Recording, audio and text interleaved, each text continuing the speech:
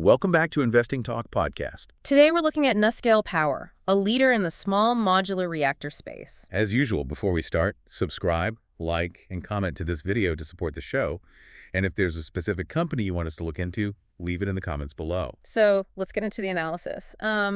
NuScale Power is not your typical mature utility. No, not at all. It's really a technology company, and it's at this critical inflection point. It's moving from R&D to commercial deployment of its SMR technology. So what really sets them apart in this space? I mean, what's the core competitive advantage, the moat that makes this company so unique right now? It's the regulatory moat. It's just huge. Okay. NuScale is the only SMR provider with a U.S. NRC design certification. And that's the Nuclear Regulatory Commission, right? Exactly. And that is a massive, massive first mover advantage, especially for any deployments here in the U.S. and, with partnering nations. That certification clearly led to some real traction. Yeah. I mean, we saw that landmark partnership with One Energy. We did. That deal with the Tennessee Valley Authority, the TVA, for up to 6 gigawatts of SMR capacity, that's cemented as the largest planned SMR deployment in U.S. history. It is. And the technology itself is just so versatile. The NuScale Power Module, or NPM, it allows for scalable deployment. We're talking 77 megawatts electric per module. So you can use it for things like utilities, obviously, but also data centers. Data centers, industrial process heat, even hydrogen production. Plus, they're already executing internationally. The RoPower project in Romania is a huge deal. They're planning to deploy 6 MPMs there. Let's look at the books. This is where the story gets a little more nuanced, I think, because they are still pre-commercialization. Right. What does the revenue actually look like right now? So current revenues are, well, they're modest. They're tied primarily to engineering services. Okay, so things like that FEED study for the RoPower project. Exactly, the Phase 2V FEED study. But Q3 2025 revenue did show some strong acceleration. It increased by about $7.8 million year over year. But that growth comes with some heavy investment, which means the net losses persist. We saw a very large net loss in Q3 2025, something like $273 million. $273.3 million, yeah. But it was largely driven by a massive one-time $495 million milestone expense. And that was linked to the Iowa agreement. That's right. It's typical for these disruptive growth companies, but it definitely requires some patience from investors. True. But the long-term forecasts are pretty bullish. Analysts are forecasting average annual revenue growth of nearly 23% through 2027. And some of the high-end scenarios are even pushing towards 50% annualized growth. Management's own forecasts are similarly bullish. They're Yes. estimating, $402.3 million in revenue and $42.2 million in earnings by 2028. Yes, but that's a few years away. So how are they managing the cash burn until those big contracts actually start to ramp up? They've been pretty aggressive with capital raises. They strengthened their cash position by raising $750 million via an at-the-market equity offering in 2025. And that activity is absolutely crucial, isn't it? Because free cash flow is lagging right now.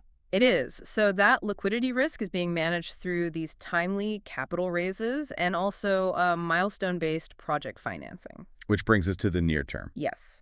The investment thesis really hinges entirely on execution and a few specific catalysts in the next few months. I think the most immediate and critical event is the upcoming shareholder vote. You're talking about the proposal to dramatically increase the authorized Class A shares, right? I am. The vote is scheduled for December 16th, 2025. And they want to increase authorized shares by 100%. From 332 million to 662 million. That's a doubling. It is, and they're being explicit about it. They're saying it's necessary to fund operations and allow for strategic flexibility. That's a classic double-edged sword, though. Approval gives them the capital runway they desperately need. But it also suggests significant future dilution for anyone holding the stock now. Failure, on the other hand, would severely restrict their ability to fund operations at all. It would be a major problem. And beyond that governance event, the biggest commercial catalyst is the Partnership Milestones Agreement with Ontario. The PMA. The PMA. This is the first contractually binding pathway to real revenue. So what are the specifics there? What should we be watching for? Okay, so NuScale will contribute between $35 and $55 million toward the Ontario projects. Right. But 50% of that contribution will only be dispersed upon the execution of a binding OEM agreement. OEM, so original equipment manufacturing. Exactly. And the execution of that OEM agreement, which is expected in Q4 2025 or maybe Q1 2026, is what triggers the company's first material revenue recognition. That's the inflection point. So investors will also be watching their Q4 2025 earnings release very closely then. It's due around January 29th, 2026. Absolutely. For guidance on that Entry A1 timeline and, any potential new project announcements that might be leveraging that successful TVA framework. Let's look at the stock price itself.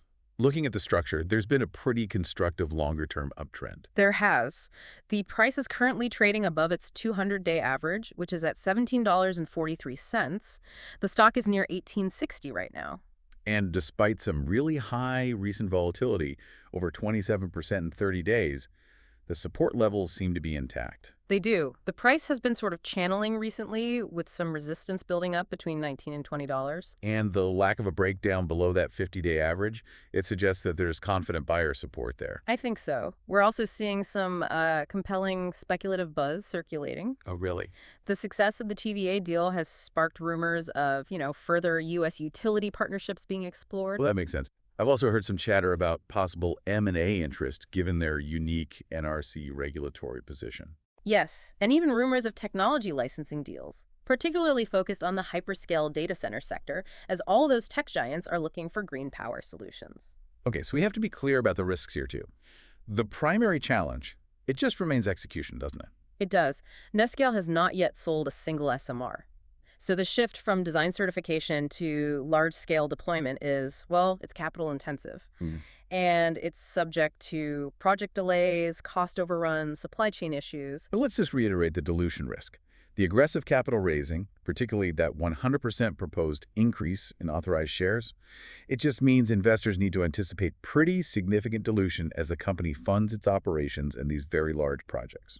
And finally, while the SMR market is structurally favorable, NuScale is still exposed to inherent nuclear sector risks. You mean things like regulatory shifts, political headwinds? Exactly, and public opinion challenges. Those are always a factor in this space. So if we pull all of this together, NuScale Power offers exposure to this structural, multi-year growth in decarbonized energy. It does, and it's uniquely positioned by its regulatory status and that landmark TVA agreement. However, it absolutely requires a long-term horizon. I'd say 12 to 36 months at least to allow the commercialization to actually play out through all the anticipated dilution and execution risks. It's a classic risk-reward scenario. It's for those who believe in the global transition to SMRs. The near-term catalysts, especially that shareholder vote and the Entry A1 OEM agreement, those will dictate the stock's short-term direction. For the listener, the ultimate question here is whether SMRs are merely a bridge technology or the only credible, scalable path to guaranteed 247 green power. That is the macro belief you are buying into. That's right. That OEM agreement is where the risk transforms into verifiable revenue. Make sure you subscribe to the podcast so you don't miss our next analysis as these catalysts unfold.